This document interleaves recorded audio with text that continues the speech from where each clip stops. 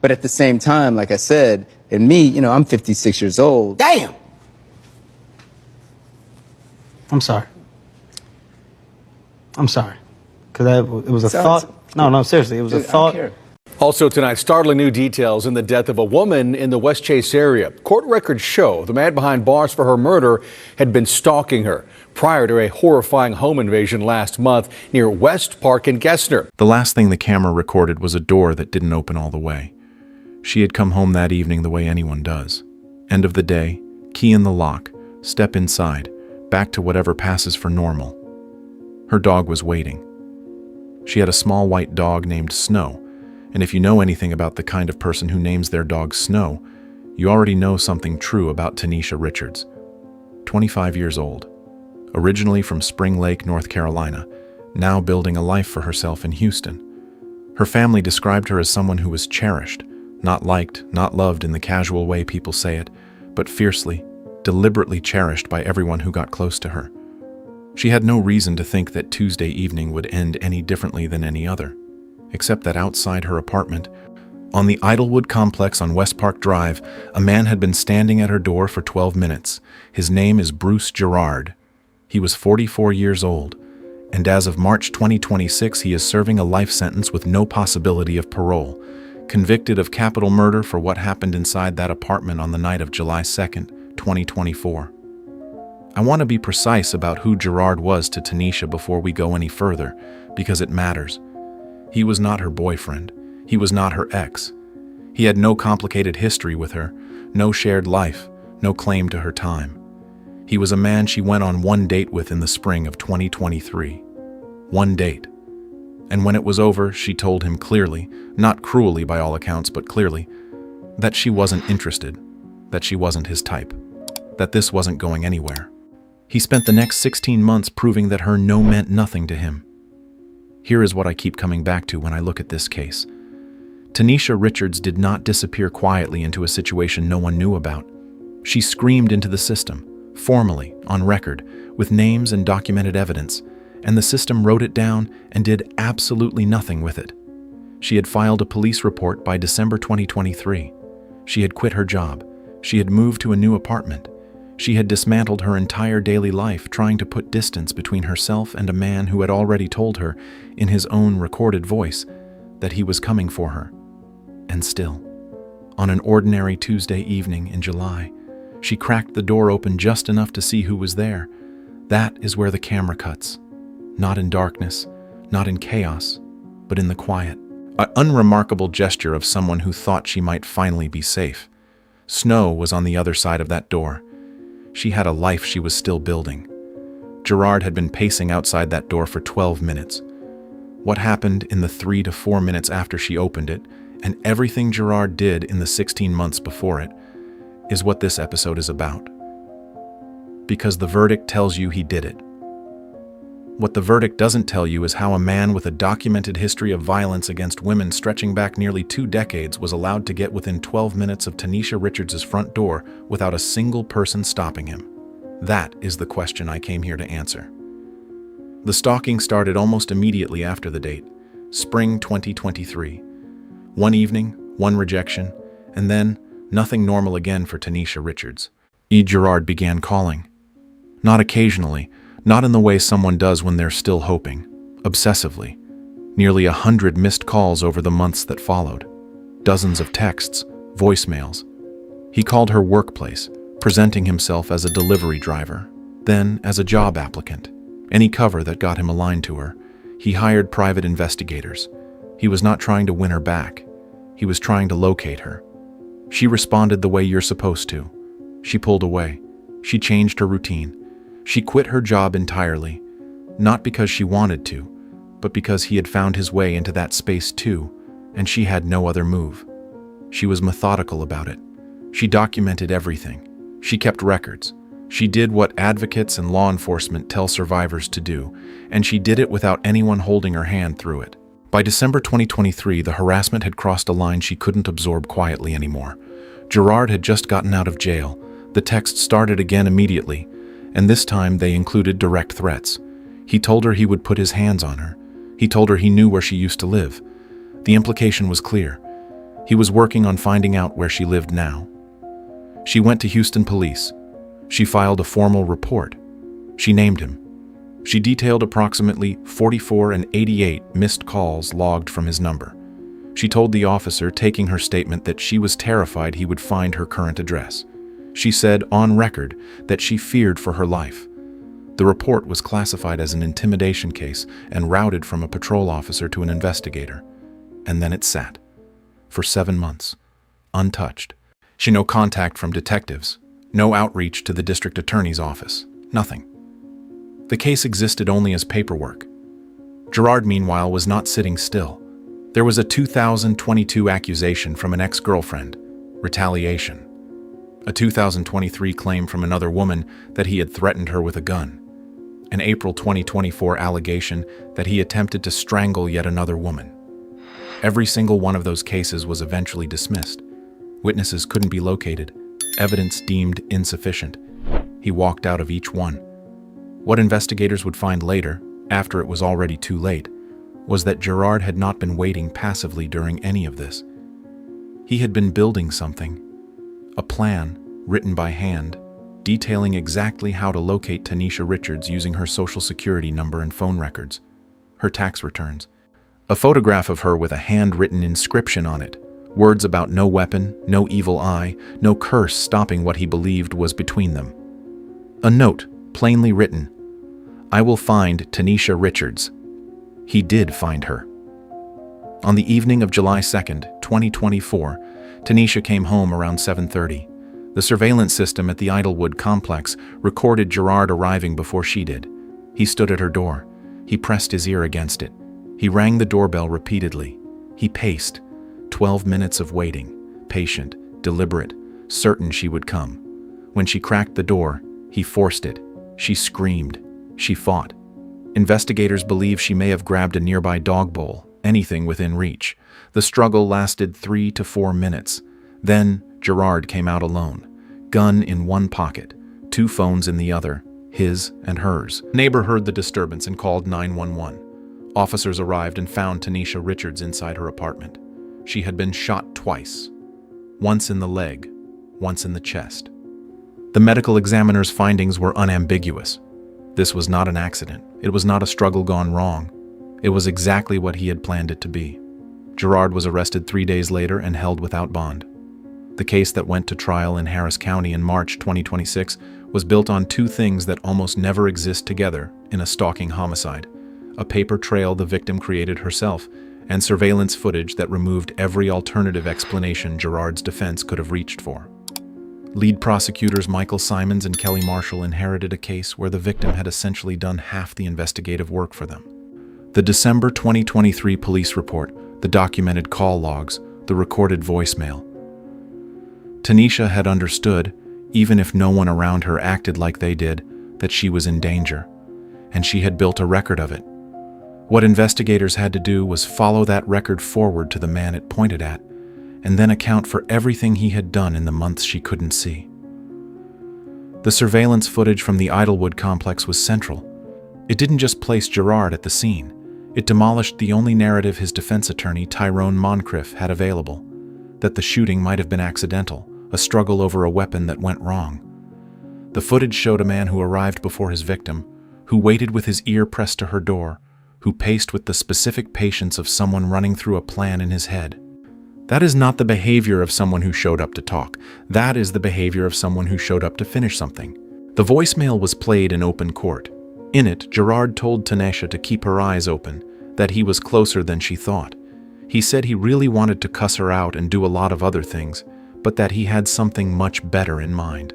Then, at the end, apparently unaware the recording was still running, that he was going to kill this. Prosecutor Simons noted aloud during trial that Gerard may not have realized the call hadn't disconnected yet. The jury heard every word. Then there was what was recovered from Gerard's car after his arrest: the handwritten plan, the tax returns, the photograph with the inscription. Investigators presented these not just as evidence of premeditation, but as a portrait of how Gerard's obsession had evolved, from harassment into something systematic and deliberate. He had not snapped, and he had organized. He had sourced documents. He had put her name on a piece of paper and written next to it exactly what he intended to do. Moncrief's argument, that the gun discharged during a struggle, collapsed under the weight of all of it. The footage showing Gerard leaving calmly, weapon pocketed, her phone in his other hand. The medical examiner's findings on the nature of the wounds. The written plan recovered from his vehicle. The defense called no witnesses. The jury didn't take long. What Simons and Marshall were also quietly building toward, even if the structure of the trial limited how much of it they could present, was the longer history. Gerard's conviction out of Nueces County, where he broke into his then-pregnant girlfriend's home and stabbed her 17 times. She survived. The pregnancy did not. Prosecutors had initially pursued a capital murder charge tied to the unborn child, but couldn't establish viability, and Gerard received 20 years. He was on parole by the time Tanesha went on that one date with him. Because capital murder in this context carries an automatic life sentence without parole, there was no separate punishment phase. The jury convicted, and the sentencing was immediate. That structure meant the full weight of Gerard's history. The pattern of escalating violence against women across 2 decades never had a formal moment in front of the jury. Simons and Marshall got their conviction, but the picture of who Bruce Gerard had always been only emerged fully in the coverage after the verdict, not inside the courtroom where it might have mattered most. The Houston Police Department's handling of Tanesha's December 2023 report became a subject of its own scrutiny in the aftermath. The complaint had been suspended. A designation HPD used for cases paused due to lack of investigative personnel, and it never moved. No detective followed up. The DA's office confirmed they had never been contacted about it. 7 months passed between the moment Tanesha told police she feared for her life and the moment Gerard showed up at her door. Between December 2023 and July 2024, Bruce Gerard was a free man with a suspended case file and no one watching him. Think about what that means in practice. He had just walked out of the charges that preceded Tanesha's report, the retaliation accusation, the gun threat allegation, and the system had absorbed each one without consequence. He had learned, repeatedly, that accusation did not equal outcome, that women could name him, describe what he had done, file the paperwork, and still watch him walk. That pattern didn't humble him. It confirmed something for him. What he was doing during those 7 months was not hiding. He was not lying low, not trying to disappear, not behaving like someone who understood he was being watched. He was actively hunting. The handwritten documents found in his car were not produced in a single panicked moment. They represented sustained effort, sourcing her social security number, pulling her tax records, tracking her phone. He was running an operation against one woman who had told him no, and he was doing it openly enough that the materials were still in his car when police searched it 3 days after the murder. In April 2024, 3 months before he showed up at Tanesha's door, another woman filed a complaint alleging he had attempted to strangle her. That case, like the ones before it, did not result in any intervention that reached him in time. Meanwhile, Tanesha was living inside the consequences of a threat no one was taking seriously on her behalf. She had already moved once. She had already quit her job. She had filed the report and waited. People who knew her understood she was frightened, not in a vague, generalized way, but with the specific, exhausting fear of someone who checks the parking lot before she walks to her car, who listens for footsteps in a hallway, who has already changed everything she could change, and still doesn't feel safe. That kind of fear doesn't announce itself loudly. It just becomes the texture of daily life. The Houston Area Women's Center, which works with survivors of domestic violence and sexual assault, noted in the aftermath that roughly a quarter of the cases they handle involve a stalking component. Their advocates had been raising concerns about how HPD processed stalking complaints long before Tanesha Richards' name entered the public record.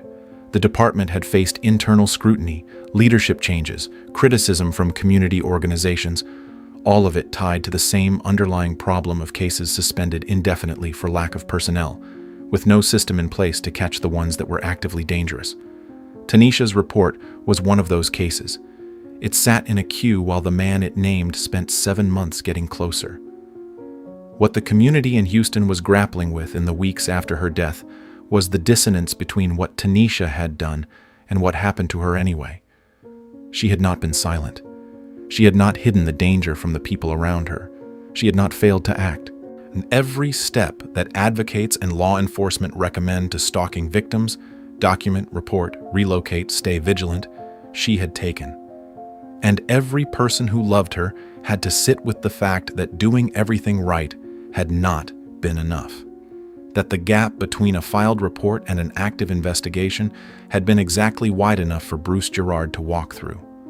Her family waited through a trial that lasted 2 days. They had the conviction. They had the life sentence. What they could not have, and what no verdict gives back, is the 7 months when something might still have been different. Bruce Gerard is in prison. That part is settled. What is not settled, and what I think deserves to be said plainly, is the question of institutional accountability for everything that led to that courtroom. The Houston Police Department has acknowledged in the wake of this case and others like it that its stalking complaint process had serious structural failures. Cases were being suspended at a rate that advocates described as systemic, not incidental. The department faced internal reviews and leadership changes tied directly to how reports like Tanesha's were being handled, or not handled. But acknowledgement is not the same as remedy, and a reshuffled organizational chart is not the same as a guarantee that the next woman who walks into a precinct and says she is afraid for her life will have someone pick up her file before it is too late. That question is still open. No individual officer or investigator has faced formal disciplinary action specifically tied to the handling of Tanesha's complaint, at least not in any proceeding that has entered the public record. The report existed. The threat was documented. The name was right there. And for 7 months, nothing moved. I find that harder to sit with than the conviction itself, honestly.